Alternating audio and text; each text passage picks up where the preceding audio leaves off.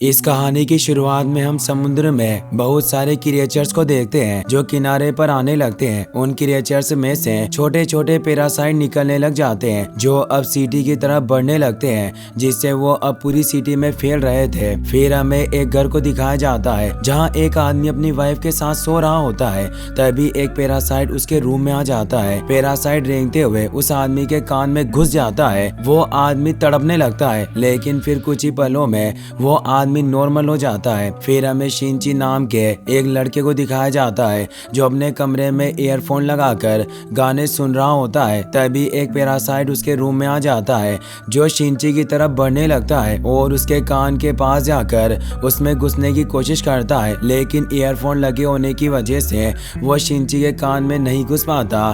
फिर वो पैरासाइट उसके नाक के पास आता है और नाक में घुसने की कोशिश करने लगता है। इस बात का पता शिनची को चल जाता है।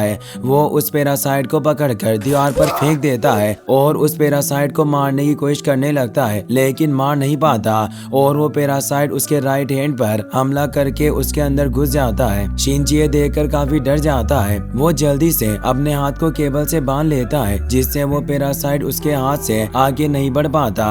तभी उसकी मोम वहाँ जाती है। वो उन्हें बताता है कि मेरे हाथ में सांप घुस गया है। वो जब उस केबल को हटाकर चेक करती है तो वहाँ कुछ नहीं होता। उसकी मॉम को लगता है कि जरूर उसने कोई बुरा सपना देखा होगा। शिनची भी काफी परेशान होता है और उसे कुछ समझ नहीं आता। हाथ में उसे कुछ भी अजीब नहीं लग रहा होता। अगली सुबह जब शिनची नाश्ता करने आता है तो उसे अपने राइट हैंड में अजीब सा लगने लग जाता है, जैसे उसका हाथ खुद ब खुद मूवमेंट करने लगा हो। फिर हमें एक आदमी को दिखाया जाता है जिसके कान में कल रात वो पैरासाइट घुस गया था। उसके दिमाग पर अब पैरासाइट ने काबू कर लिया होता है, जिससे उसका खुद पर काबू नहीं होता। वो अपनी वाइफ के पास आता है और उसकी तरफ देखने लगता है। उसका मुंह बहुत ही खौफनाक तरीके से खुल जाता है, यानी कि अब वो पूरी तरह से पैरासाइट बन गया है। उसकी वाइफ कुछ समझ पाती इससे पहले ही वो अपने खौफनाक मुंह से उसका पूरा शरीर खा जाता है। वहीं फिर हमें शिनची को दिखाया जाता है जो कि अपनी फ्रेंड सातोमी के साथ स्कूल जा रहा होता है। तभी वो बहुत ही अजीब बिहेव करने लगता है। उसका हाथ कंट्रोल से बाहर हो रहा होता है, जिससे उसकी फ्रेंड उसके पास से चली जाती है। आज पूरे दिन शिनची को स्कूल में अपने हाथ में बहुत ही अजीब लगता है, जैसे उसमें बहुत पावर आ गई हो और उसका हाथ स्ट्रेच हो रहा होता है। वो किसी भी चीज को पकड़ पा रहा था। वो जब घर वापस आता है तो वो इस बारे में इंटरनेट पर रिसर्च करता है। उसके हाथ से एक आंख बाहर आती है। वो कुछ समझ नहीं पाता। वो अपने हाथ को काटने की कोशिश करता है। वो जैसे ही अपने हाथ को काटने लगता है तभी उसका हाथ मॉन्स्टर में तब्दील हो जाता है और उसे ऐसा करने से रोक लेता है। शिनची उसे देखकर काफी डर गया होता है। वो क्रिएचर उसकी बातें दोहरा रहा होता है क्योंकि उसे अभी इंसानों की भाषा नहीं आती और वो शिनची को उसे अपनी भाषा सिखाने को कहता है। अगले दिन जब शिनची सोकर उठता है तो क्रिएचर बुक्स और लैपटॉप की मदद से इंसानों की भाषा सीखने की कोशिश कर रहा होता है। वहीं वो आदमी जिसमें पैरासाइट घुस गया था वो भी टीवी की मदद से इंसानों की भाषा सीखने लग गया था और उसने अपनी वाइफ को पूरा खा लिया होता है। पर शिनची की बॉडी पर वो क्रिएचर काबू नहीं कर पाया था क्योंकि जब रात को क्रिएचर ने उसकी बॉडी में घुसने की कोशिश की थी तो शिनची ने उसे आगे जाने से रोक लिया था। इसीलिए अब ये सिर्फ शिनची के राइट हैंड को ही कंट्रोल कर सकता था। अब वो क्रिएचर शिनिची के साथ रहने से उससे बातें करने लगता है और वो क्रिएचर शिनिची को बताता है कि मेरा नाम मिगी है, तुम मुझसे डरो मत, मैं तुम्हें कोई नुकसान नहीं पहुंचाऊंगा और तुम भी मुझे कभी भी मत काटना क्योंकि अगर तुमने मुझे अलग कर दिया तो मैं मर जाऊंगा क्योंकि तुम मेरे होस्ट हो। मिगी स्कूल में बुक्स पढ़ा करता था जिससे वो इंसानों के बारे में और ज्यादा जानने लगता है। साथ ही वो स्टूडेंट को फाइटिंग करते हुए भी देख रहा होता है जिससे वो उन्हें देखकर ही फाइटिंग स्किल सीख रहा होता है। जब आर्ट क्लास स्टार्ट होता है तो शिनिची पेंटिंग बना रहा होता है। सातोमी उसके पास आती है और कहती है कि अगर तुमने दोबारा उस दिन जैसी हरकत की तो मैं तुम्हारी जान ले लूंगी। शिनिची और मिगी अब साथ में काफी वक्त गुजारने लगे थे जिससे अब उनमें काफी अच्छी दोस्ती होने लग गई थी। शिनिची जब नहा रहा होता है तो मिगी उसकी पूरी बॉडी को चेक करता है। वहीं फिर हमें दिखाया जाता है कि शहर में बहुत सारे पैरासाइट घूम रहे होते हैं और वो लोगों को मारकर उनका मांस खा रहे होते हैं। हर कोई काफी डर गया था पर किसी को पता नहीं होता कि आखिर लोगों को कौन मार रहा है। अगले दिन जब शिनची बस से कहीं जा रहा होता है तभी मिगी को वहाँ पास में ही किसी दूसरे पैरासाइट के होने का एहसास होता है और वो शिनिची को जबरदस्ती बस से उतार कर दूसरे पैरासाइट की तरफ लेकर जाने लगता है। वो एक रेस्टोरेंट में पहुंचते हैं जहां वो देखते हैं कि एक पैरासाइट इंसान को खा रहा होता है। उस पैरासाइट को भी पास में ही किसी पैरासाइट के होने का एहसास होता है। वो जब शिनची को देखता है तो उसे लगता है कि ये भी एक पैरासाइट है और वो उसे भी इंसानों का मांस खाने के लिए देता है, लेकिन शिनची उसे नहीं खाता, जिससे उसे पता चल जाता है कि उसका दिमाग अभी भी एक्टिव है, यानी कि वो पूरे तरीके से पैरासाइट नहीं बना। मिगी को इस बात का एहसास हो जाता है और वो शिनची को भागने की बोलता है। वो भागने की कोशिश करता है पर दरवाजा ओपन नहीं होता। वो पैरासाइट शिनिची के पास आता है और अपना एक हाथ काट कर मिगी से बोलता है कि तुम इसकी बॉडी को छोड़ दो और मेरे साथ जुड़ जाओ। पर मिगी अब शिनची का अच्छा दोस्त बन गया होता है। वो उसके हाथ में जाने के लिए ना बोल देता है, जिससे अब उस पैरासाइट से लड़ने लग जाता है। मिगी ने स्कूल में अटैक स्किल को अच्छे से सीख ली थी, जिससे वो उस पैरासाइट के हेड को बॉडी से अलग करके मार डालता है, जिससे शिनची की जान बच जाती है। तभी वहाँ उन्हें किसी के आने की आहट सुनाई देती है, जिससे शिनची पीछे के रास्ते से निकल जाता है। शिनिची मिगी को कहता है कि तुमने अपने एक साथी को मार दिया, तो वो कहता है कि अगर वो तुम्हें मार देता तो मैं भी मर जाता और अब हम दोस्त हैं। शिनिची अपनी माँ को मिगी के बारे में कुछ नहीं बताता। फिर हमें न्यूज में दिखाया जाता है कि शहर में लोगों के मरने की संख्या लगातार बढ़ती जा रही है। किसी को कुछ समझ नहीं आ रहा था कि इन्हें मारने वाला कौन हो सकता है, क्योंकि पैरासाइट किसी को भी मारने के बाद अपना रूप बदल लेते थे। शिनिची भी मिगी के साथ ये न्यूज देख रहा होता है। वो काफी परेशान होता है। वो मिगी से कहता है कि तुम अपने पैरासाइट दोस्तों को क्यों नहीं कहते कि इंसानों को मत खाओ। मिगी उसे कहता है कि जिस तरह तुम इंसान जानवरों को खाते हो, उसी तरह हम पैरासाइट इंसानों को खाते हैं और इसमें कोई बुराई नहीं है। पर मैं तुम्हारी बॉडी के साथ जुड़ा हुआ हूँ, इसीलिए मुझे तुम्हारी बॉडी से ही पोषक तत्व मिलते हैं, जिससे मुझे इंसानों को मारकर खाने की जरूरत नहीं होगी। पर अगर तुमने मुझे चोट पहुंचाने की कोशिश की तो मैं भी तुम्हें मार डालूंगा। वहीं फिर हमें उस रेस्टोरेंट का सीन दिखाया जाता है जहां पुलिस इन्वेस्टिगेशन कर रही होती है। उन्हें कुछ समझ नहीं आता कि लोगों को इतनी बुरी तरीके से कौन मार रहा होगा। अगले दिन जब शिनिची स्कूल में होता है तो मिगी उसे बताता है कि हमारे आसपास एक पैरासाइट है और वो पैरासाइट और कोई नहीं बल्कि उनकी नई टीचर होती है जिसका नाम रयोको होता है। और जब वो शिनिची को देखती है तो उसे पता चल जाता है कि शिनिची एक पैरासाइट है। और जब वो क्लास खत्म होने के बाद शिनिची से मिलती है तो शिनिची उससे काफी डर रहा होता है। वो शिनिची को कहती है कि डरो मत, मैं तुम्हें कोई नुकसान नहीं पहुंचाऊंगी। तो शिनिची उनसे पूछता है कि तुम यहाँ स्कूल में किस इरादे से आई हो।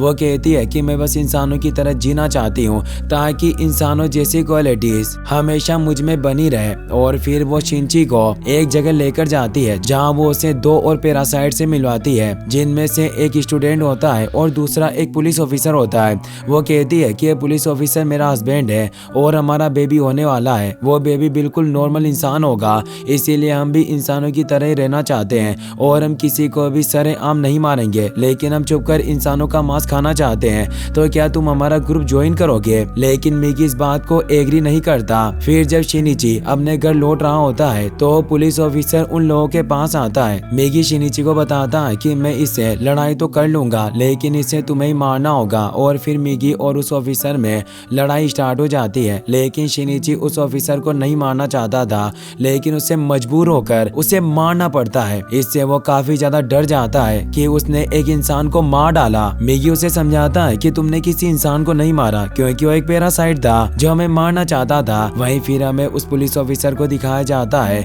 जो अभी भी जिंदा होता है, लेकिन उस पैरासाइट को लगता है कि वो अब इस बॉडी में ज्यादा देर तक सरवाइव नहीं कर पाएगा। वहीं फिर हमें शिनिची की मॉम को दिखाया जाता है जो उसी रास्ते से गुजर रही होती है। तभी उसे वहाँ उसी पुलिस ऑफिसर की आवाज आती है और जब वो उसे देखने के लिए उसके पास जाती है तो पैरासाइट उसकी बॉडी से निकलकर शिनिची की मॉम के अंदर चला जाता है। वहीं जब शिनिची अपने रूम में सो रहा होता है तो मिगी को एहसास होता है कि कोई पैरासाइट उनके घर की तरफ बढ़ रहा है। वो शिनिची को इस बारे में बताता है और जब वो चेक करने के लिए नीचे जाते हैं तो वहाँ शिनिची की मॉम होती है और वो शिनिची को मारने के लिए उसकी तरफ बढ़ रही थी। तो मिगी शिनिची को कहता है कि यह वही ऑफिसर वाला पैरासाइट है जिसने अब तुम्हारी मॉम की बॉडी पर कब्जा कर लिया है। लेकिन शिनिची कहता है कि यह सच नहीं है। तो मिगी उसे कहता है कि अगर हमने इसे उसे नहीं मारा तो ये तुम्हें मार देगा। शिनिची उसे कहता है कि अगर तुमने मेरी माँ को मार डाला तो मैं तुम्हें मार दूंगा, क्योंकि वो अपनी माँ से बहुत प्यार करता था, क्योंकि वो नहीं चाहता था कि अब उसकी माँ को कोई चोट पहुंचे। लेकिन देखते ही देखते उसकी माँ का सर बाकी पैरासाइट की तरह खुलने लग जाता है और वो शिनिची पर अटैक करके उसके दिल में छेद कर देती है। और फिर वो ऑफिसर मिगी से कहता है कि तुमने इसका साथ दिया, इसीलिए तुम्हें भी मरना होगा। और फिर वो ऑफिसर वहां से चला जाता है। शिनिची का बहुत खून बह रहा होता है और उसकी हालत बहुत खराब होती है। अगली सुबह हमें दिखाया जाता है कि शिनिची अभी भी जिंदा होता है और वो वापस खड़ा हो जाता है। तो मिगी उसे बताता है कि तुम बहुत जख्मी हो गए थे, इसीलिए मैंने तुम्हारे घाव को सही करने के लिए उसे अपने सेल्स से कवर कर दिया और फिर मैं वापस से तुम्हारे हाथ में आ गया और अब तुम पूरी तरीके से सही हो चुके हो। लेकिन शिनिची अब बहुत दुखी होता है क्योंकि उसकी माँ इस दुनिया में नहीं रही थी और उसकी बॉडी पर उस ऑफिसर ने कब्जा कर लिया था। अगले दिन शिनिची उस टीचर रयोको से मिलने जाता है और उससे उस ऑफिसर के बारे में पूछता है क्योंकि अपनी माँ की मौत का बदला लेना चाहता था, पर टीचर रयोको उसे कुछ नहीं बताती। तो शिनिची उसे एक चाकू से डराने लगता है। टीचर अपने पैरासाइट रूप को